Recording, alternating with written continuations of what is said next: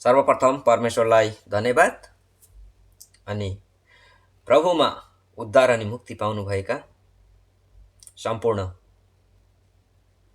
मेरा आदरणीय आत्मीय प्रभुका जनहरूमा प्रेमी जय मसिह। आज तपाईँ र मैले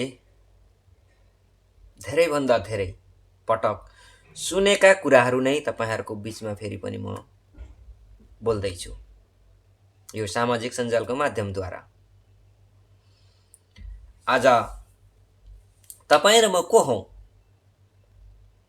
तपाईँ र म के हौँ त्यो कुरा बुझ्नुपर्छ। यही कुरालाई हेरौँ, तपाईँ र म को हौँ यो कुरालाई मात्र हेरौँ र बुझौँ।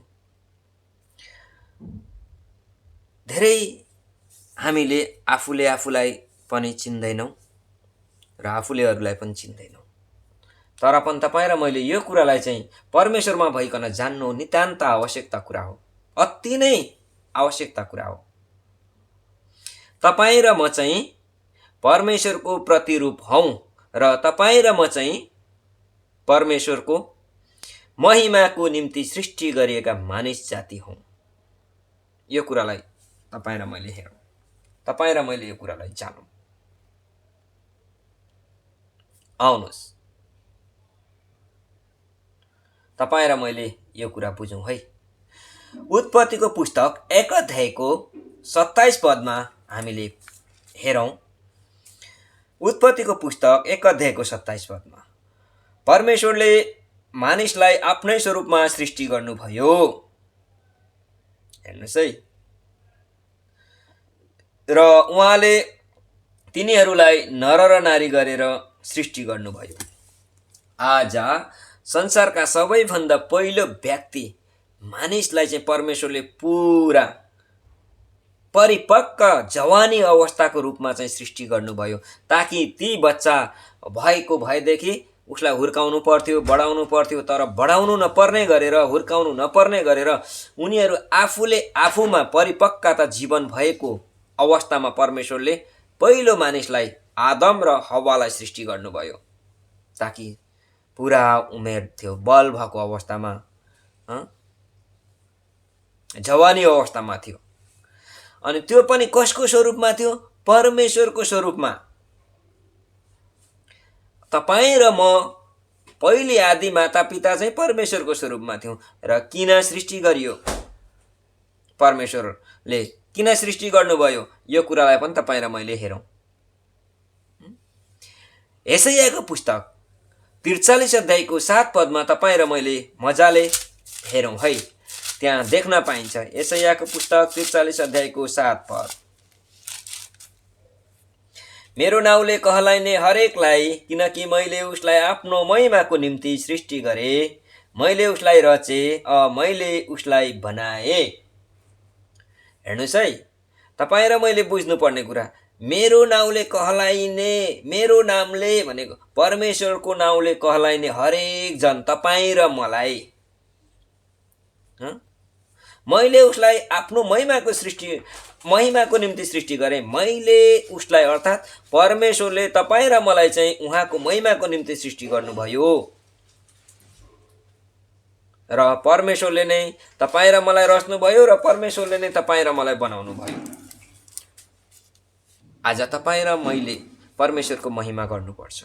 परमेश्वरको प्रतिरूप हौँ हामी, यो कहिले पनि बिर्सन हुँदैन। त्यस कारणले परमेश्वरको स्वभाव तपाईँ र मेरो जीवनमा रहनुपर्छ। त्यो कुरालाई हामीले पालना गर्नुपर्छ।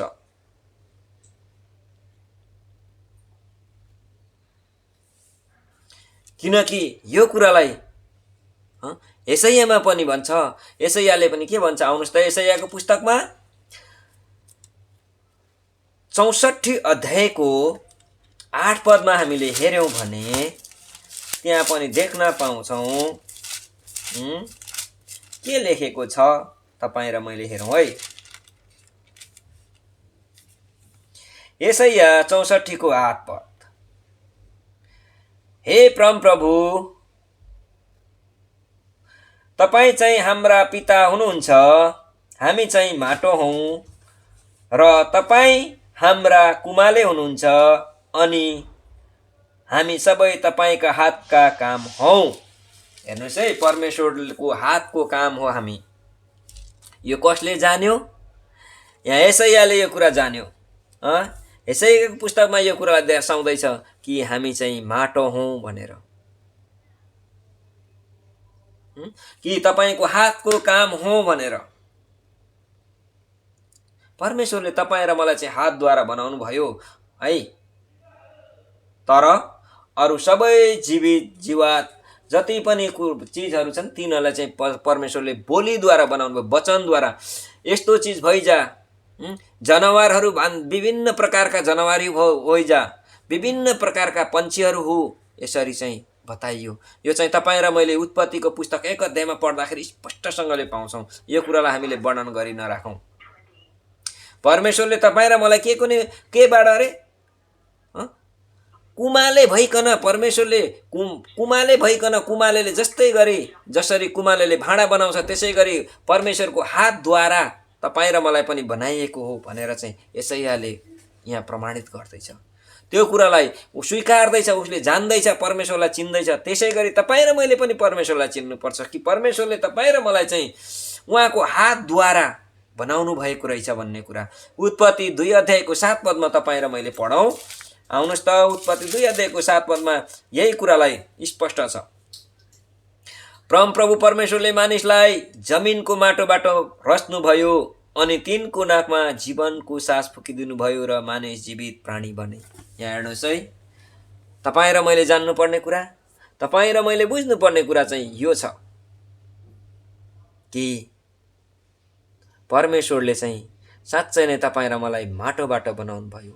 तपाईँ र मलाई चाहिँ उहाँको हातको माध्यमद्वारा बनाउनु भयो। त्यसकारण तपाईँ र म परमेश्वरको महिमाको निम्ति, परमेश्वरलाई महिमा दिनको निम्ति तपाईँ र म सृष्टि गरिएका हौँ र परमेश्वरको प्रतिरूप हौँ हामी। मुख्य कुरा यो छ। हामी मानिस जाति चाहिँ को हौँ भन्दाखेरि नबिर्सिनुहोस्, तपाईँ र म चाहिँ परमेश्वरको प्रतिरूप हौँ र परमेश्वरको महिमाको निम्ति सृष्टि गरिएका हौँ। र परमेश्वरले जुन कुरा आज्ञा गर्नुभयो त्यो कुरालाई चाहिँ तपाईँ र मैले पालना गर्नुपर्छ। यो कुरा चाहिँ मुख्य कुरा छ। अनि यो कुरालाई तपाईँ र मैले बुझ्नु नितान्तै आवश्यकता छ। यो कुरालाई बुझ्नै पर्छ हामीले। अनि यो कुरालाई बुझेर तपाईँ र मेरो जीवनमा लागू गर्नुपर्छ। तपाईँ र मैले परमेश्वरको निरन्तरता महिमा गर्नुपर्छ। आज तपाईँ र मैले यो कुरालाई बुझौँ, यो कुरालाई थाहा गरौँ। तपाईँ र म चाहिँ परमेश्वरको महिमाको निम्ति सृष्टि गरिएका हौँ र तपाईँ र म चाहिँ परमेश्वरको प्रतिरूप हौँ भनेर चाहिँ जान्नुपर्छ र बुझ्नुपर्छ है। हुन्छ, यो छोटो वचन है, सन्देश बाइबलबाट तपाईँहरूले धेरै पटक सुन्नुभएको छ, तर पनि फेरि पनि मैले यो कुरालाई तपाईँहरूको बिचमा राख्ने जमर्को प्रयास गरेँ, जसको लागि अनि परमेश्वरको अनुग्रह तपाईँहरूमा पनि रहेका होस् अनि तपाईँ र मैले यही आधारित, यही वचन आधारित जिउने प्रयत्न गरौँ। जो कुरा भएका छ संसारमा सबै कुरा परमेश्वरबाट भएको छ। कुनै कुरा पनि परमेश्वर बिना हुन आएको छैन। त्यस कारणले तपाईँ र मैले परमेश्वरलाई चिन्नुपर्छ, परमेश्वरलाई आराधना दिनुपर्छ। यूहन्ना 1 अध्यायको 3 पदमा हामीले हेर्छौँ, त्यहाँ पढौँ है त। यूहन्ना 1 अध्यायको 3 पदमा फेरि पनि सबै कुराहरू उहाँद्वारा हुन आए अनि हुन आएका कुराहरूमध्ये कुनै पनि उहाँ बिना हुन आएन। आज तपाईँ र मैले देखेका कुराहरू, तपाईँ र मैले